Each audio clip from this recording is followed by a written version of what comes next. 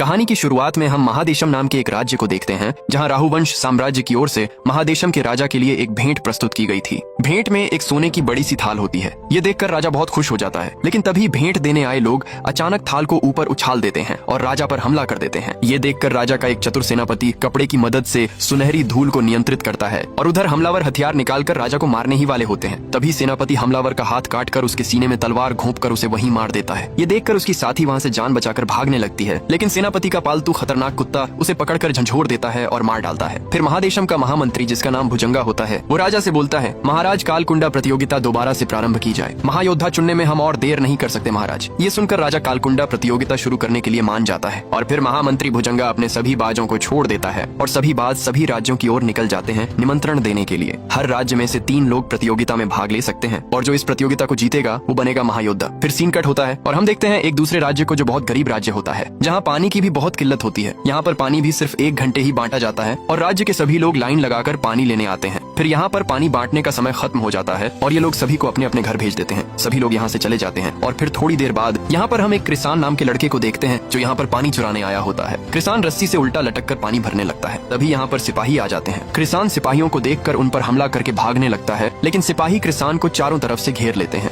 लेकिन कृषाण हार मानने को तैयार नहीं था और वो बंदरों की तरह इधर उधर उछल कर भागने लगता है। लेकिन भागते हुए कृषाण लकड़ी की एक छत पर कूदता है, जिससे छत हिलने लगती है और छत गिरने लगती है। उसके नीचे एक छोटी सी बच्ची खड़ी होती है, जिस पर छत गिरने वाली होती है। और वहीं हम एक आदमी को देखते हैं, जिसका नाम सूर्यबली होता है। वो लड़की की जान खतरे में देखकर तुरंत उसे बचाने दौड़ता है और पूरी लकड़ी की छत सूर्यबली पर गिर जाती है, लेकिन वो छोटी बच्ची को एक खरोंच तक नहीं आने देता। इधर कृषाण मौका देखकर यहाँ से भागने की कोशिश करता है। तभी एक सिपाही कृषाण पर हमला करके उसे बेहोश कर देता है और पकड़ लेते हैं। तभी एक बाज निमंत्रण लेकर इस राज्य में पहुंच जाता है। बाज यहाँ के राजा को निमंत्रण पत्र देता है और राजा निमंत्रण पत्र देखकर तुरंत एक सभा बुलाता है। वो सभी कबीले वासियों को इस निमंत्रण के बारे में बताता है और बोलता है, राजधानी महादेशम से कालकुंडा प्रतियोगिता के लिए निमंत्रण आया है। प्रतियोगिता के नियमानुसार हर राज्य और कबीले से 3 लड़ाकुओं को चुना जाएगा और जो भी राज्य जीतेगा वो बनेगा महादेशम का महायोद्धा। ये सुनकर सरदार पूछता है, कौन कौन प्रतियोगिता में भाग लेना चाहता है? ये सुनकर कृषाण पीछे से बोलता है, सरदार मैं जाना चाहता हूँ प्रतियोगिता में भाग लेने। कृषाण की ये बात सुनकर सभी लोग उस पर हंसने लगते हैं। फिर जयपाला रस्सी काटकर कृषाण को नीचे उतारता है। कृषाण भीड़ के बीच में आकर सरदार से बोलता है, सरदार मैं प्रतियोगिता जीतकर अपने कबीले के झंडे को महादेशम में सबसे ऊपर लहराऊंगा और महायोद्धा बनकर अपने कबीले का मान बढ़ाऊंगा। फिर जयपाला बोलता है, सरदार प्रतियोगिता जीतने के अलावा और क्या फायदा होगा? इस पर सरदार बोलता है, ये कोई सामान्य प्रतियोगिता नहीं है। इस प्रतियोगिता को जीतने वाला महायोद्धा कहलाएगा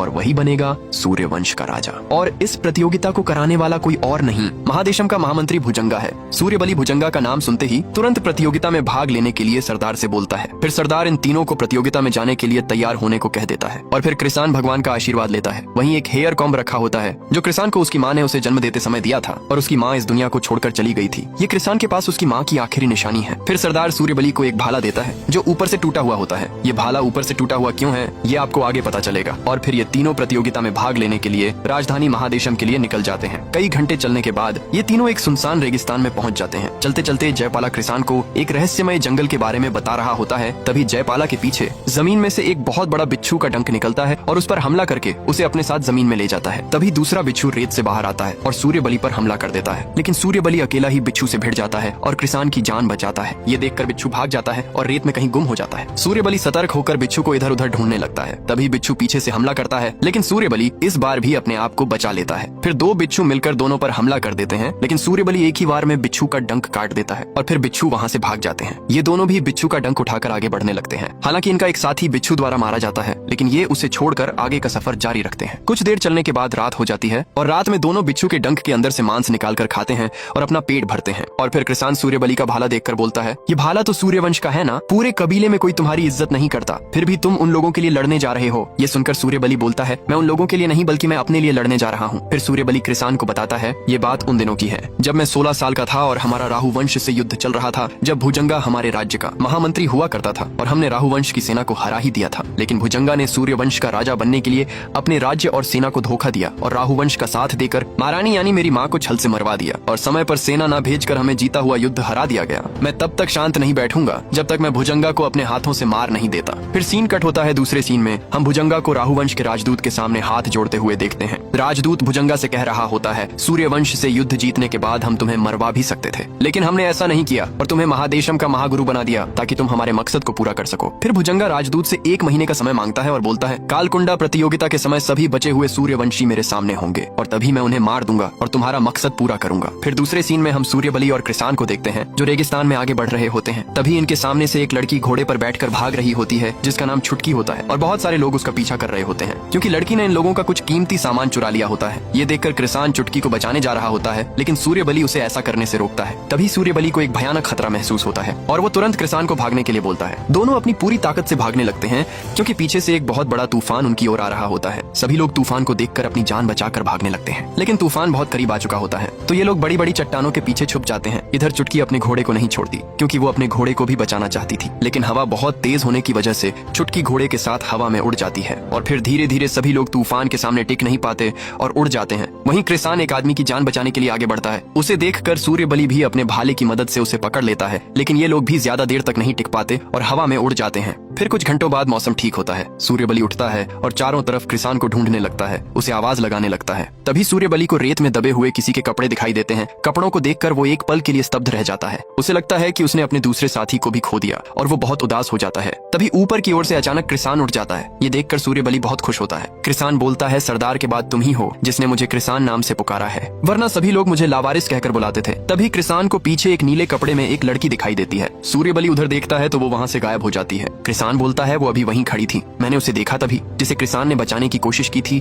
उसे भी होश आ जाता है। वो सीटी बजाकर अपने साथियों को बुला लेता है। वो कृसान के पास जाकर जान बचाने के लिए शुक्रिया बोलता है और उन्हें एक घोड़ा गिफ्ट में दे देता है। फिर सूर्यबली घोड़े पर बैठकर आगे बढ़ता है और कृसान पैदल चलता है। दोनों मस्ती करते करते राजधानी महादेशम पहुंच जाते हैं। अंदर जाते समय ये दोनों ऊपर 2 लोगों को मरा हुआ लटका हुआ देखते हैं जिनके हाथ पर एक अजीब किस्म का टैटू बना होता है। अंदर आकर ये देखते हैं कि कुछ लोगों को पिंजरे में जानवरों की तरह कैद करके रखा गया है। ये देखकर सूर्यबली को कुछ समझ नहीं आता। इधर कृसान एक आदमी से उस रहस्यमय जंगल के बारे में पूछता है, लेकिन आदमी बोलता है वो जंगल सच में नहीं है, वो बस एक कहानी है, किसी को नहीं पता वो जंगल कहाँ है। फिर ये दोनों विश्राम गृह में जाकर खाना खाते हैं और थोड़ा आराम करते हैं। तभी वहाँ पर चुटकी आ जाती है, वही लड़की जिसने रेगिस्तान में कुछ लोगों का सामान चुराया था। चुटकी को बहुत जोर की भूख लगी होती है तो वो बहुत सारा खाना मंगवाती है। तभी वो लोग उसे घेर लेते हैं और अपना सामान मांगने लगते हैं, लेकिन चुटकी उन्हें साफ मना कर देती है और लड़ने के लिए तैयार हो जाती है। तभी कृसान उसे देख लेता है और सूर्यबली से बोलता है, देखो ये वही लड़की है ना जो हमें रेगिस्तान में मिली थी। तभी वो लोग चुटकी पर हमला कर देते हैं। ये देखकर कृसान उसकी मदद करने के लिए बढ़ता है, लेकिन सूर्यबली उसे रोक लेता है और बोलता है, तेरी बहन लगती है क्या, इतना उतावला क्यों हो रहा है। लेकिन चुटकी उन सभी पर भारी पड़ती है और एक एक करके सबको धूल चटा देती है। तभी एक दूसरा योद्धा चुटकी से वो कीमती चीज चुरा लेता है जो उसने दूसरों से चुराई थी और उसे असली मालिकों को लौटा देता है। ये देखकर चुटकी उस पर हमला करने ही वाली थी। तभी वहाँ पर महामंत्री भुजंगा के आने की घोषणा होती है। सभी कबीले के योद्धा उसके आगे झुक जाते हैं, लेकिन सूर्यबली भुजंगा का नाम सुनते ही उसे उसी वक्त मारने का सोचता है। वो अपना भाला उठाकर आगे बढ़ता है, लेकिन तभी कृसान उसके पैर पकड़ लेता है और बोलता है, भाई अभी नहीं, बाद में मार देना इसे, नहीं तो हम जीतने से पहले ही हार जाएंगे। ये सुनते ही सूर्यबली रुक जाता है और झुक जाता है। भुजंगा सभी योद्धाओं को प्रतियोगिता के नियम बताता है। जो कोई भी इस प्रतियोगिता में शामिल होगा उसके बाहर जाने के सारे रास्ते बंद कर दिए जाएंगे और जो बिना बताए बाहर जाएगा उसे अपराधी माना जाएगा। ये बोलकर भुजंगा वहाँ से चला जाता है। फिर रात हो जाती है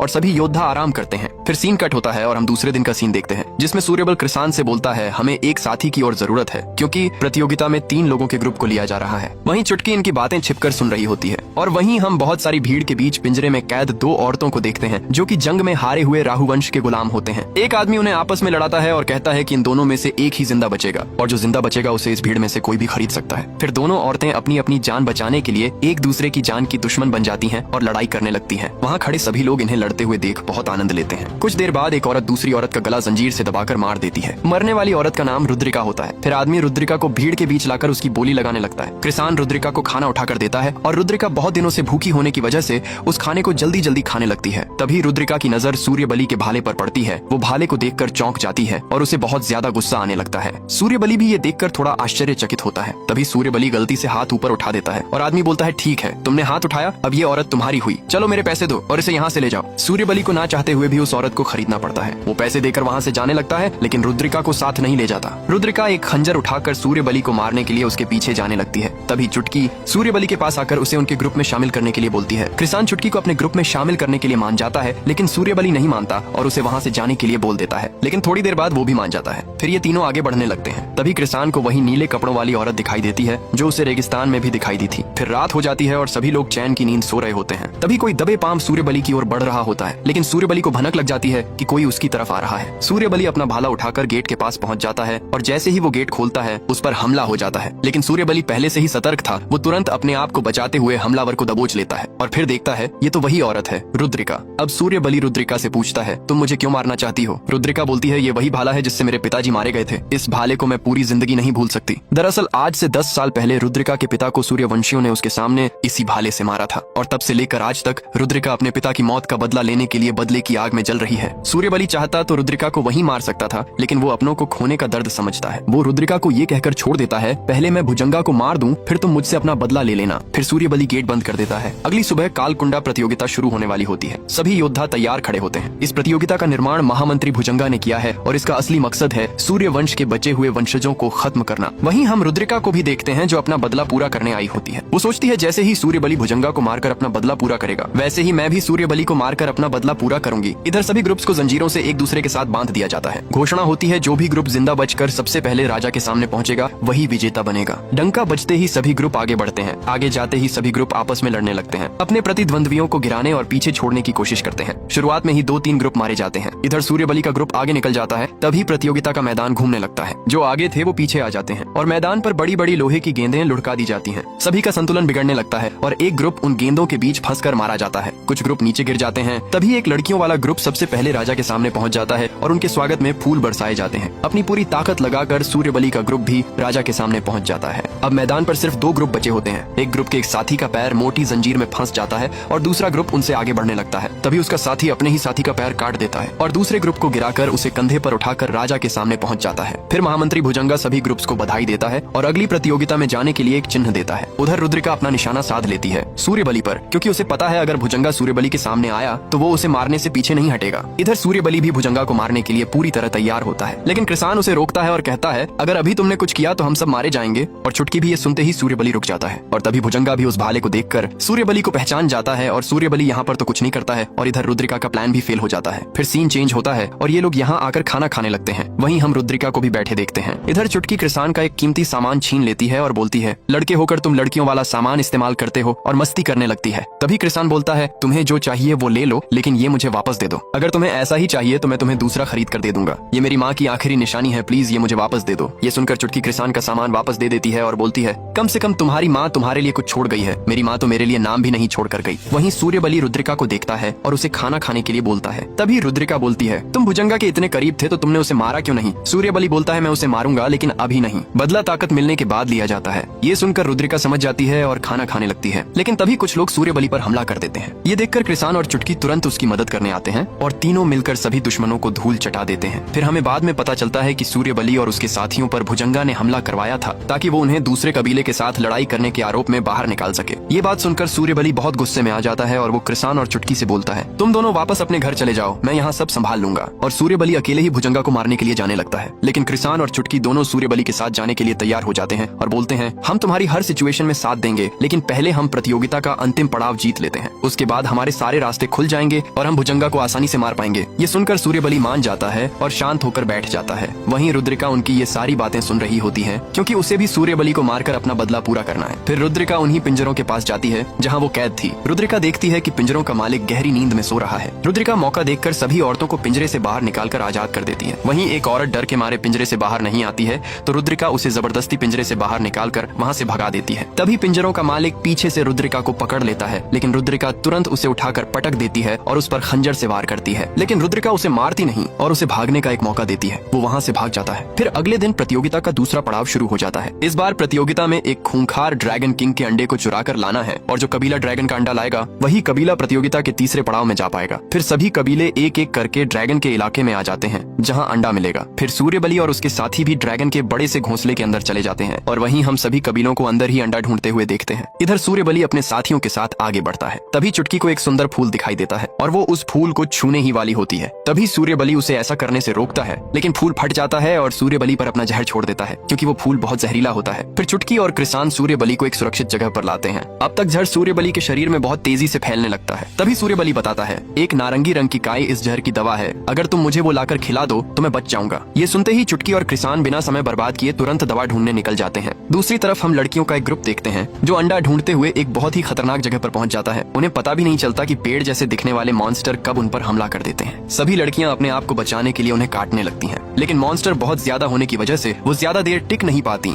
और मॉन्स्टर उन्हें खींच कर ले जाते हैं। तभी वहाँ दूसरे कबीले के लोग आते हैं और वो मौका देखकर जल्दी जल्दी वहाँ से आगे निकल जाते हैं। थोड़ी देर ढूंढने के बाद उन्हें अंडा मिल जाता है। इनमें से एक साथी तुरंत अंडा उठा लेता है, लेकिन तभी वहाँ ड्रैगन आ जाता है। ड्रैगन को देखकर ये दोनों तुरंत वहाँ से भागने लगते हैं। वापस आते समय फिर से उन्हें मॉन्स्टर्स का सामना करना पड़ता है। तभी वहाँ चुटकी और कृसान भी आ जाते हैं और वो अंडा देखकर उसे छीनने के लिए उनके पीछे पड़ जाते हैं। लेकिन तभी ड्रैगन उनके सामने आ जाता है। ये ड्रैगन इंसानों की तरह बोल सकता है। ड्रैगन बोलता है, मुझे कब से इंसानी खून का इंतजार था। तभी अंडा उनके हाथ से छूट जाता है और चुटकी अंडा उठाकर भागने लगती है। ड्रैगन अंडे को बचाने के लिए चुटकी के पीछे पड़ जाता है। चुटकी एक जगह आकर छिप जाती है। ड्रैगन उसे ढूंढता है। तभी चुटकी अंडे को कृसान की ओर फेंक देती है। अब ड्रैगन कृसान के पीछे पड़ जाता है। कृसान अपनी पूरी ताकत लगा देता है अंडे को बचाने के लिए। फिर दोनों एक पतली सी सुरंग में भागने लगते हैं ताकि ड्रैगन की स्पीड कम हो जाए। फिर कृसान चुटकी को लेकर सुरंग के ऊपर लटक जाता है और ड्रैगन आगे निकलकर पतली सुरंग में फंस जाता है। तभी कृसान को ड्रैगन के मुकुट पर लगी नारंगी काय दिखाई देती है। वो चुटकी से बोलता है और चुटकी तुरंत अपनी बोतल में जहर की दवा इकट्ठा कर लेती है और दोनों यहाँ से तुरंत भागने लगते हैं। लेकिन ड्रैगन भी दूसरी जगह से निकलकर फिर से इनके पीछे पड़ जाता है और उस बार ड्रैगन कृसान पर हमला करता है तो वो और भी छोटी सुरंग में फंस जाता है और वो इस बार सुरंग से निकल नहीं पाता है और दोनों तुरंत सूर्यबली के पास आ जाते हैं और जल्दी से उसे जहर की दवा खिला देते हैं, जिससे सारा जहर बाहर निकल जाता है और सूर्यबली ठीक हो जाता है। और चुटकी बोलती है, हमें अंडा भी मिल चुका है तो चलो हम जल्दी से यहाँ से निकल चलते हैं। लेकिन कृसान को ड्रैगन का दर्द देखा नहीं जाता है और वो ड्रैगन की मदद करने के लिए आ जाता है। लेकिन कृसान को ड्रैगन के पास जाने में भी डर लग रहा होता है। फिर भी कृसान हिम्मत जुटाकर ड्रैगन के ऊपर चढ़ जाता है और ड्रैगन के मुकुट में एक लोहे की रॉड फंसाकर मुकुट को निकालने की कोशिश करता है। लेकिन कृसान अकेला ये नहीं कर सकता था। तभी चुटकी भी वहाँ आ जाती है और वो भी कृसान की मदद करने लगती है, जिससे मुकुट की नोक धीरे धीरे बाहर आने लगती है। तभी सूर्यबली आग की एक मशाल लाकर ड्रैगन के सामने कर देता है, जिससे ड्रैगन डर कर पीछे हटता है और इसी वजह से ड्रैगन के सिर से उसका मुकुट निकल जाता है और ड्रैगन आजाद हो जाता है। और ड्रैगन सूर्यबली के हाथ में भाला देखकर बोलता है, ये भाला तो मेरी महारानी सौदामनी का है। तभी कृसान सूर्यबली से अंडा लेकर ड्रैगन के सामने रख देता है और ड्रैगन से बोलता है, मैं समझ सकता हूँ तुम सिर्फ अपने अंडे की रक्षा कर रहे हो। मैं अपने कबीले की कसम खाकर कहता हूँ, प्रतियोगिता जीतने के बाद मैं तुम्हारा अंडा सही सलामत तुम्हारे पास वापस छोड़कर जाऊंगा। ये सुनकर ड्रैगन सूर्यबली से बोलता है, तुम महारानी सौदामनी के बेटे हो, मैं तुम पर भरोसा कर सकता हूँ। इतना बोलकर ड्रैगन चला जाता है। फिर ये तीनों भी ड्रैगन का अंडा लेकर जाने लगते हैं। तभी इन्हें वही नीले कपड़े वाली औरत देखती है। फिर ये लोग अंडा लेकर महादेशम पहुंच जाते हैं और ये प्रतियोगिता का दूसरा चरण भी जीत जाते हैं और हारने वालों के चेहरे पर एक चिन्ह लगाया जाता है। अब कहानी में एक और ट्विस्ट आता है। भुजंगा जीतने वालों को बधाई देता है और बोलता है, दुर्भाग्यवश तीसरे चरण में तुम तीनों में से महायोद्धा सिर्फ एक ही बनेगा। जो भी तुम तीनों में से जिंदा बचेगा वो राजधानी महादेशम का महायोद्धा बनेगा। ये सुनकर चुटकी और कृसान आपस में लड़ने से मना कर देते हैं और सूर्यबली को महायोद्धा बनाने की बात करते हैं। लेकिन भुजंगा नहीं मानता है और बोलता है कि प्रतियोगिता के नियमों के अनुसार तुम्हें आपस में लड़ना पड़ेगा। ये बोलकर भुजंगा वहाँ से चला जाता है और फिर ये तीनों आपस में चर्चा कर रहे होते हैं कि अब इस स्थिति से हम कैसे बाहर निकलें। तभी वही नीले कपड़े वाली औरत आती है और बोलती है, तुम्हें आपस में लड़ने की जरूरत ही नहीं है। कृसान औरत को देखकर बोलता है, मैंने आपको पहले भी देखा है, आप हमारा काफी समय से पीछा कर रही हैं। आखिर आप हैं कौन? औरत बताती है, मैं तुम्हारे पिता की दोस्त दक्षता हूँ। मैं तुम्हें ऐसी जगह ले जाऊंगी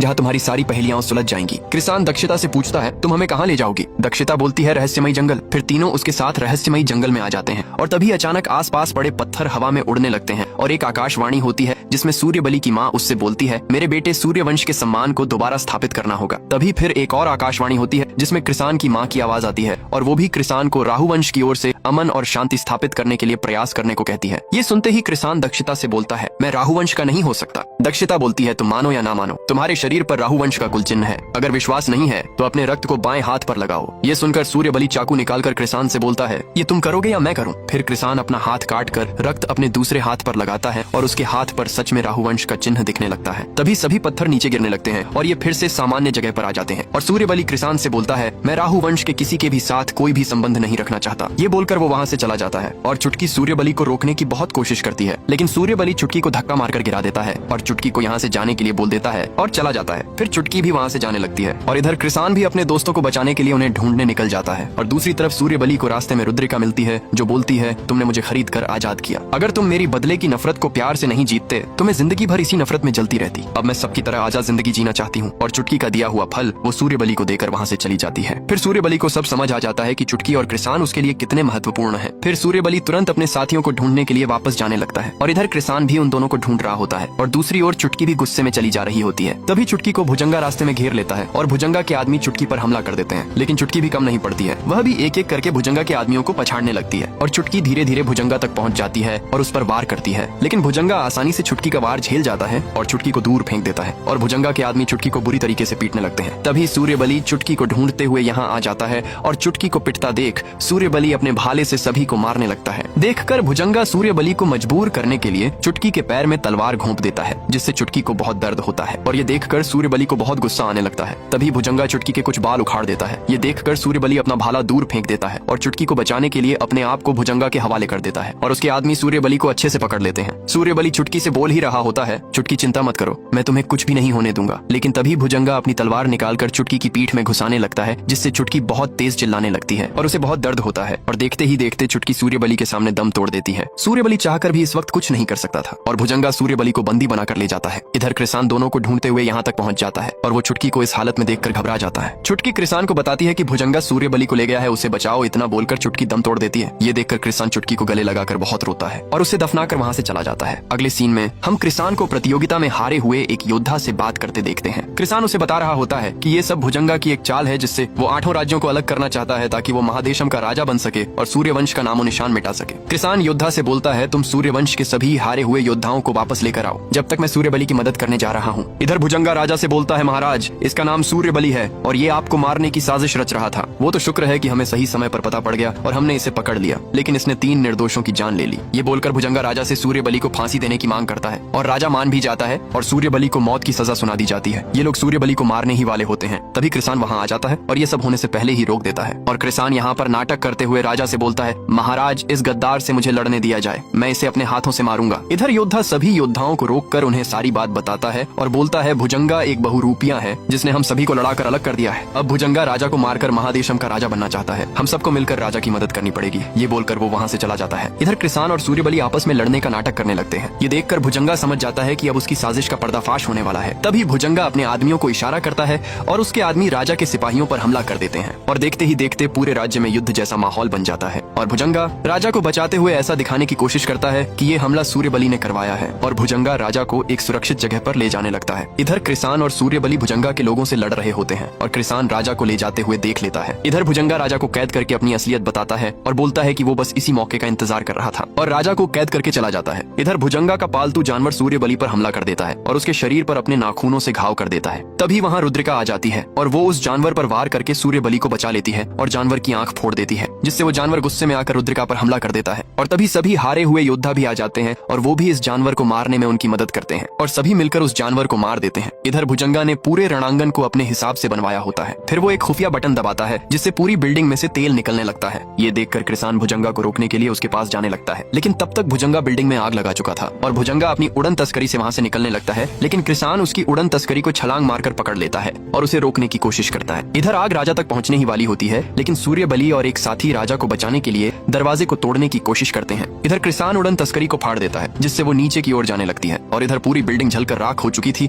और अंदर राजा बाहर निकलने के लिए तड़प रहा होता है और ऊपर से बिल्डिंग टूटकर नीचे गिरने लगती है और नीचे सूर्यबली और उसका साथी अपनी पूरी जान लगाकर दरवाजा तोड़ देते हैं और राजा को बाहर निकाल लेते हैं और उसकी जान बचा लेते हैं, लेकिन फाल्कन कबीले का योद्धा इसमें शहीद हो जाता है। इधर कृसान उड़न तस्करी से नीचे कूद जाता है और भुजंगा भी नीचे गिर जाता है। सूर्यबली भुजंगा को देखकर तुरंत अपनी माँ का बदला लेने के लिए उस पर टूट पड़ता है और चुटकी का बदला भी लेता है और उसे मार मार कर खत्म कर देता है और सभी का बदला लेकर महादेशम और राजा की जान बचा लेता है और राजा सूर्यबली से खुश होकर उसे महादेशम का महायोद्धा बना देता है। और लास्ट में सूर्यबली राजा से चुटकी को शहीद की उपाधि देने और उसकी एक प्रतिमा बनाने की मांग करता है और राजा हाँ कर देता है और कृसान राजा से ड्रैगन का अंडा वापस करने की मांग करता है और इसमें भी राजा मान जाता है और फिर सूर्यबली और कृसान दोनों चुटकी की कब्र पर आकर उसे याद करते हैं। इसी सीन के साथ ये कहानी यहीं पर खत्म होती है। वीडियो अच्छी लगी तो एक लाइक करना और चैनल को सब्सक्राइब जरूर से करना।